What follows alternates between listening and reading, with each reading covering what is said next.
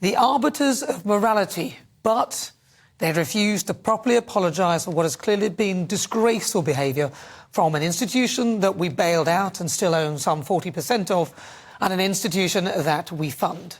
Yes, I'm talking about RBS and their posh arm Coots and the BBC. At the beginning of the week, we discovered that a source had actually lied about the reason why Nigel Farage's Coots account had been closed. It turns out that after Nigel obtained a subject access request, which anyone can actually obtain, to find out what the bank had been saying about him in their records, it clearly revealed that his account had been closed because he did not align with their political values. So political reasons, their values. In the dossier, it called Nigel racist, xenophobic, and cited posts on his social media. Like, for example, they even noted that Nigel retweeted Ricky Gervais when he talked about women, the old-fashioned ones, remember that? In fact, they described him as, and I'm quoting them here, they regard Mr Farage as a disingenuous grifter who panders to racists. Let me read this bit to you.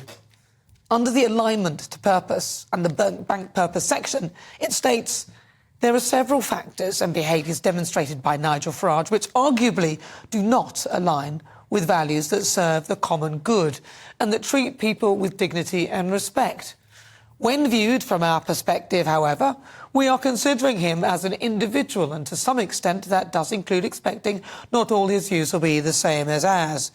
However, when considering his ESG, diversity and inclusion, so ESG is basically BAME and LGBT rights, the comments, articles are not in line with our views and purpose.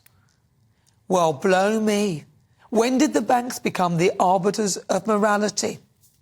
Yet the BBC reporter, business editor Simon Jack, who incorrectly reported that Nigel's account was closed for commercial reasons, refused and still refuses to apologise. Instead, Simon backtracked by posting this tweet. The headline of the Farage story has been clarified and an update posted. It should have been clearer that the reason for Mr Farage's account being closed was commercial, was that this was what a source told the BBC. That has been corrected. I wonder who that source might be, because midweek it transpired that Simon happened to sit next to Dame Alison Rose, the CEO of NatWest, at a charity dinner the night before his infamous tweet. I'm afraid, Simon, that's simply not good enough.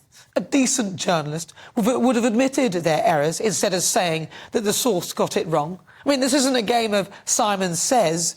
Being a good journalist isn't about parroting what you hear without due diligence. Simon's mistake from our reputable state broadcaster, owned and paid for by us, was a green light to the established media to take that as gospel and pile into Nigel.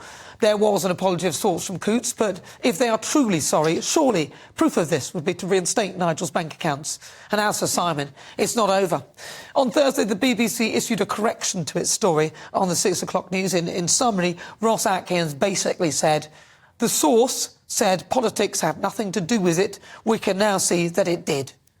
Still no actual apology from Simon Jack about his own behaviour. Funny that. These so-called arbiters of morality, like the banks and the BBC, they seem to be unable to climb down from their moral high chairs, especially when they've clearly got something wrong. In the Bible, it says, you hypocrite, first take the plank out of your own eye, and then you will see clearly to remove the speck from your brother's. That's in Matthew chapter 7, verse 5.